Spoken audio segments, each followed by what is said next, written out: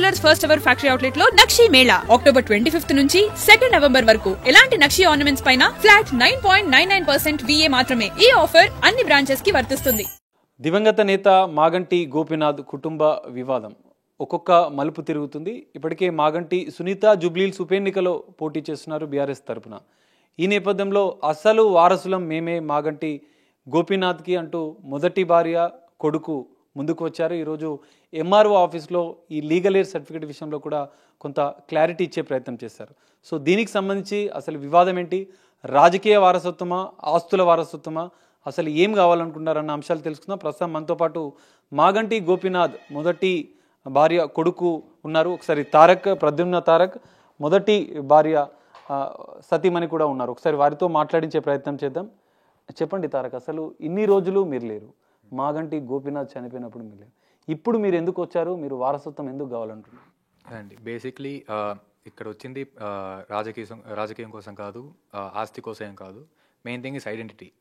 ఇప్పుడు రేపు ఎవరైనా అడిగితే ఎవరు కొడుకు అని నేనేం చెప్పుకోవాలి? దానికి ఐ నీడ్ సమ్ ఐడెంటిటీ. ఇప్పుడు I come to the age of marriage, పెళ్లి ఏజ్ వచ్చింది. ఇది సిల్లీగా ఉంటుంది నేను చెప్పడానికి, కానీ మా అమ్మ చెప్పాలి. సో ఇప్పుడు మ్యాచెస్ ఎత్తుకుతున్నారు.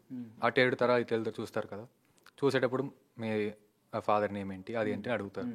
సో దానికి నేను చూపించాలి ఎక్కడైనా ఏదైనా ప్రూఫ్ ఫర్ ఎవరు వీళ్ళు ఇలా అని. సో ఇప్పుడు నేను ఎలా చూపించాలి? ఇప్పుడు వాళ్ళు అన్నీ తీసుకున్నారు. I don't mind anything. Politically వాళ్ళే దిట్టుకేట్. ఇప్పుడు ఆస్తులు కూడా తీసుకుంటున్నారు, దట్స్ డిఫరెంట్ థింగ్. కానీ నేమ్ కూడా తీసుకుంటున్నారు. ఇప్పుడు నెక్స్ట్ ఇలా లీగల్గా కూడా నేనే అని చూపిస్తారు.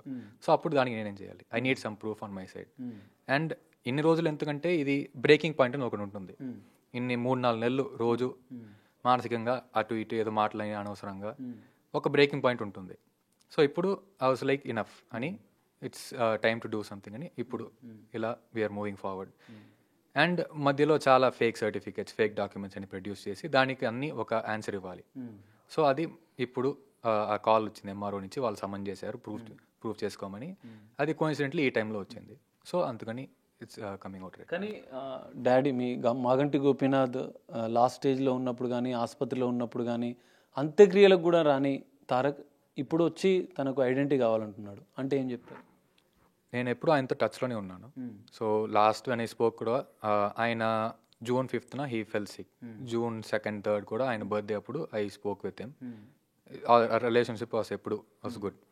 సో అప్పుడు వెన్ హీ ఫెల్ సిక్ తర్వాత నేను I was enquiring about his health status and everything.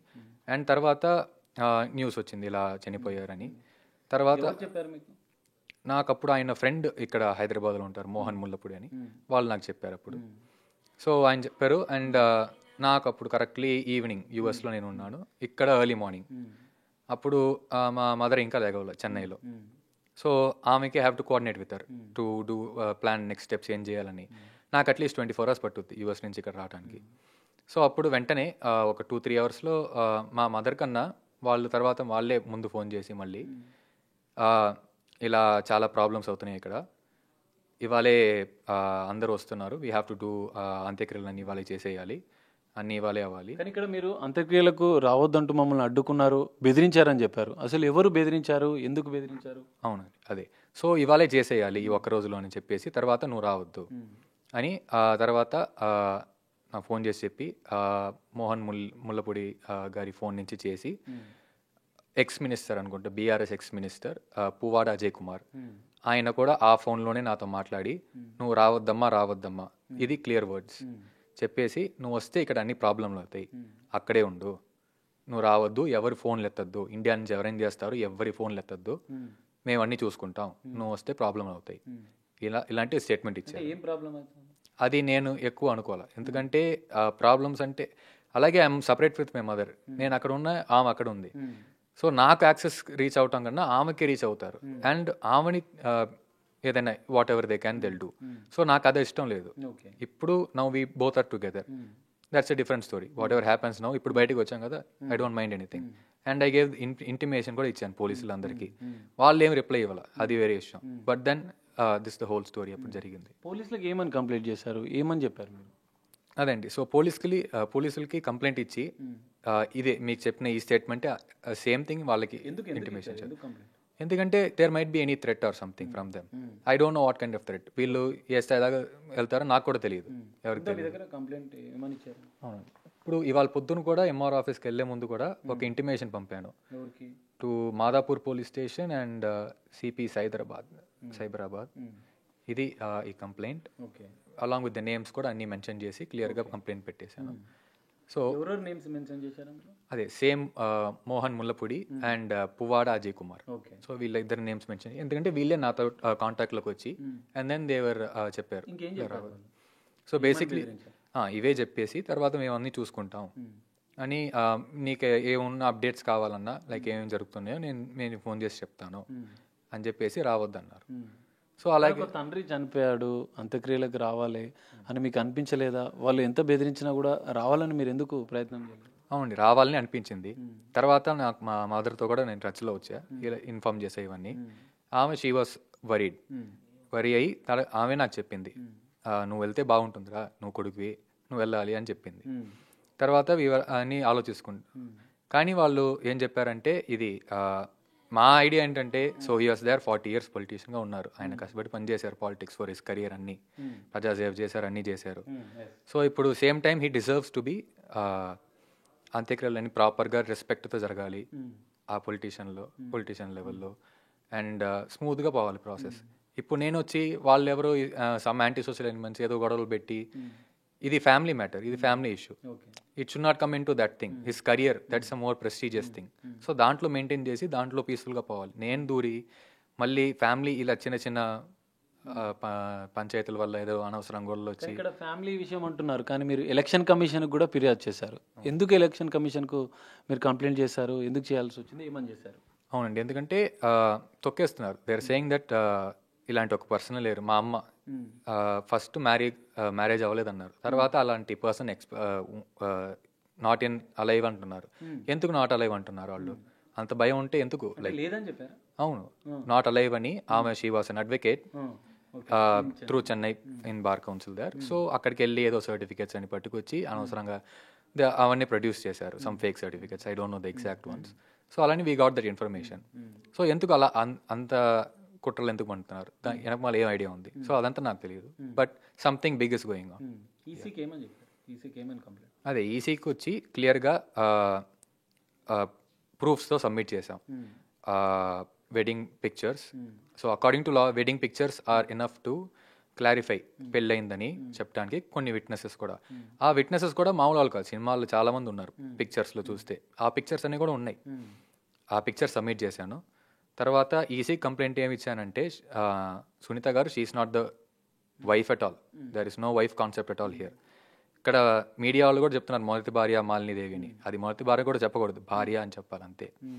So అదే Malini Kosaraju is the legally wedded wife and I'm the son through them. So ఇది పెట్టి సబ్మిట్ చేశాను. అండ్ దెన్ ఈజీ కంప్లైంట్ చేస్తే రాజకీయ కుట్ర అంటారు, ఇవన్నీ అంటున్నారు. యా, సో నేనేం ఫ్యాక్ట్ మిస్ అయ్యానంటే, ముందే కన్విక్షన్ తెచ్చి లీగల్గా అప్పుడు ఈసీకి పంపించాల్సింది. సో ఆ ఫ్యాక్ట్ నేను మిస్ అయ్యా. I'm not a lawyer exactly, exact points నాకు తెలియదు. So I want to make complaint to them because it's lying on the affidavit. ఇప్పుడు అదే నాకు అర్థమైంది, you can lie on the affidavit actually. It's elections first and then litigation later it seems. That is Indian law. So అలా ఉంది. So మీకు మాగంటి గోపీనాథ్ ఎట్లా ఉండే? మీ ఫాదర్తో ఉన్న బాండింగ్ ఎట్లా ఉండే? మీకు కష్టంలో ఉన్నప్పుడు ఏమైనా సాయం చేసేవారా? ఎట్లా ఉండేవారా? అమెరికాలో చదువుకున్నప్పుడు కూడా మీతో మాట్లాడేవారా? రెగ్యులర్గా మీ టచ్లో ఉండేవారా? అవునండి. So first we had a good father son relationship. ఎప్పుడు he use to ask about me like what I'm I doing and all that in life. తర్వాత అయినా చిన్నప్పటి నుంచి అంతా నేను మా అమ్మ ఇంట్లోనే పెరిగాను. మా అమ్మ ఒక independent and self sufficient women. ఆవిడే నన్ను స్కూల్లో పెట్టి స్కూల్లో పెంచి ఈ స్కూల్ పంపి ఫీజు అంది కట్టి, తర్వాత కాలేజెస్ కూడా ఆమె సెలెక్ట్ చేశారు. ఇక్కడ యూఎస్లో ఈ కాలేజ్కే నువ్వు వెళ్ళాలి. అక్కడ మా అమ్మ ఆవిడ సిస్టర్ ఉంటారు. సో మా ఆంటీ ఇంటికి పక్కనే ఆ ఒక్క కాలేజీ అప్లై చేసి అది దొరికింది. సో అక్కడికి వెళ్ళా, వేరే కాలేజ్ కూడా చూడలే. అక్కడికి వెళ్ళి అక్కడ కూడా ఆమెతో పెరిగి సో వాళ్ళని చూసుకున్నారు. అండ్ ఇప్పుడు advance degree I work there for 2 years. Next step is work visa అని. సో అప్పుడు నాకు లాటరీ అని ఉంటుంది, ఆ లాటరీ సిస్టమ్ పిక్ అవ్వాలి. సో అప్పుడు నెక్స్ట్ అడ్వాన్స్ డిగ్రీ చేయాలి to continue your career there in the USA. So అప్పుడు ఆయనే ముందుకు వచ్చి నేను చూసుకుంటా, you do go head, that's no issue అని చెప్పారు. సో అప్పుడు ఆ టైంలో మాస్టర్స్ మాత్రం సాయం చేశారు. కానీ throughout my childhood and everything we were never dependent on him. ఏ డబ్బులు ఏం తీసుకోవాలా, nothing from him. We were always through my mother and everything. And మా అమ్మ వాళ్ళ ఇంట్లోనే వాళ్ళ ఫ్యామిలీలో పెరిగాను నేను. కానీ ఇక్కడ ప్రద్యుమ్న తారక్ సన్ ఆఫ్ మాగంటి గోపీనాథ్ అని ఉండాలి, కానీ మీ ఆధార్ కార్డులో ప్రద్యుమ్న తారక్ కొసరాజు అని ఉంది. దీన్ని కూడా అక్కడ ఉన్నటువంటి వాళ్ళు అబ్జెక్షన్ చేశారు ఈరోజు అన్నట్లు కూడా తెలుస్తుంది. దీనికి మీరు ఏం చెప్తారు? అవునండి. సో ఇప్పుడు నా బర్త్ సర్టిఫికెట్లోనే ఫస్ట్ ఇనిషియలీ ఎం ప్రతిమున అని ఉంటుంది. సో ఫస్ట్ నేమ్ స్పెల్లింగ్ తప్పు, కానీ మాగంటి ఎం ఉంటుంది దాంట్లో. బర్త్ సర్టిఫికెట్లో ఫాదర్స్ నేమ్ మాగంటి గోపీనాథ్ అని ఉంటుంది. సో లీగలీ పెద్ద అయ్యేసరికి లీగల్ డాక్యుమెంట్స్ అప్పుడు ఫస్ట్ నేమ్ స్పెల్లింగ్ తప్పు, అప్పుడు మార్చాల్సి వచ్చింది. అప్పుడు తారక్ ప్రద్యుమ్న అని ఇంట్లో మార్చారు ఏదో న్యూమరాలజీ చూసి. కొసరాజు ఎందుకు యాడ్ అయిందంటే కొంచెం మా అమ్మ సైడ్లో పెరిగాను, వాళ్ళు చూసుకున్నారు. సో వాళ్ళకి ఆ హక్కు ఉంది కదా to name as Kosaraju. So అందుకని కొసరాజు అని పెట్టుకున్నాం. ఆ టైంలో ఫస్ట్ నేమ్ మార్చినప్పుడు ఓకే లెట్స్ నేమ్ నాస్లేమని. ఎందుకంటే ఇప్పుడు వేరే ఏదైనా డాక్యుమెంట్స్ అప్లై చేస్తున్నప్పుడు నా పేరు మాగంటి ఉంటే మా మదర్స్ నేమ్ కొసరాజు అని ఉంటుంది. ఇప్పుడు why is your mother's name different, అది కూడా క్వశ్చన్ వచ్చింది ఇఫ్ షీఈస్ మ్యారీడ్. సో ఇప్పుడు అవన్నీ ఎందుకు, why further questions, filing new affidavits ఇవన్నీ అని. So we just changed off to Kosaraju and it's not a wrong thing to do and వాళ్ళకి ఆ హక్కు ఉంది. సో అందుకని అలా కొసరాజు అని పెట్టుకుని we had a clear thing at that time. ఇప్పుడు మొత్తం ఈ లీగల్ ఎయిడ్ సర్టిఫికేట్ విషయంలో ఇప్పుడు వివాదం జరుగుతుంది. ఓపీ జూబ్లీ హిల్స్ ఉప ఎన్నిక జరుగుతుంది. మరి ఈ వివాదం ఇప్పుడే ఎందుకు చేశారు అనేది కూడా కొంత క్వశ్చన్స్ వస్తున్నాయి. దానికి మీరు ఏం చెప్తారు? అది హోల్ థింగ్ ఇప్పుడు జరిగింది అంటే లైక్ మా నాన్న చనిపోయిన తర్వాతే ఇవన్నీ స్టార్ట్ అయినాయి. So by elections also it's happening because of that. So ఇది కంప్లీట్ ఒక కోఇన్సిడెన్స్. అండ్ ఈ మ్యాటర్ ఎప్పుడో తెలిసిపోయాల్సింది. వాళ్ళు మేము ఎన్ని ప్రూఫ్లు సబ్మిట్, ఇవాళ కూడా మిస్సెస్ లలితారెడ్డి వచ్చి మాట్లాడారు, మేము ప్రూఫ్ సబ్మిట్ చేసాం. ఆమె వచ్చి బయటకు వచ్చి ఏమన్నారు మీడియాతో, ఏం ప్రూఫ్లు సబ్మిట్ చేయలేదని. ఇంకా మేము వెడ్డింగ్ ఫోటోగ్రాఫ్స్ సబ్మిట్ చేసాం, కోర్ట్ డిగ్రీ అది కూడా సబ్మిట్ చేసాం stating that they are not divorced. వాళ్ళు ఏమో ఆర్గ్యుమెంట్ అంటే ఇది ఈ అక్షరం కనపట్లేదు, ఇలాంటి చిన్న చిన్న మిస్టేక్స్లన్నీ. ఓకే ఇప్పుడు నెక్స్ట్ వచ్చి సర్టిఫైడ్ ఇది సబ్మిట్ చేయండి అంటారు. అది it's not gonna take much time, వచ్చేసిద్ది. అయినా they want just keep prolonging it. ఇప్పుడు ఎలక్షన్ వల్ల they just want to have this matter solved. Election తర్వాత ఓకే అప్పుడు ఏమైనా జరిగినా కూడా ఏం యూస్ ఉండదు ఇప్పుడు ఏమైందని. సో అందుకని ఇవాళ కూడా వాళ్ళు మేము 1 వీక్ టైం అడిగాం, ఎందుకంటే it might take a week అని ఎంఆర్ఓ గారే చెప్పారు 1 వీక్ తీసుకోండి అని. కానీ వాళ్ళు ఆ 1 వీక్ కూడా కాకుండా 19th అన్నారు. తర్వాత ఏదో కాల్లో ఏదో మెసేజ్ వచ్చి తర్వాత 25th అంటున్నారు. ఇలా ప్రొలాంగ్ చేసుకుంటా పోతున్నారు. ఎందుకు వాళ్ళు ప్రొలాంగ్ చేసుకోవాలి? మేము రెడీగా ఉన్నాం అని సబ్మిట్ చేయడానికి, వాళ్ళు ఎందుకు అలా పొడిగించుకుని వెళ్తున్నారు? అది నా పాయింట్.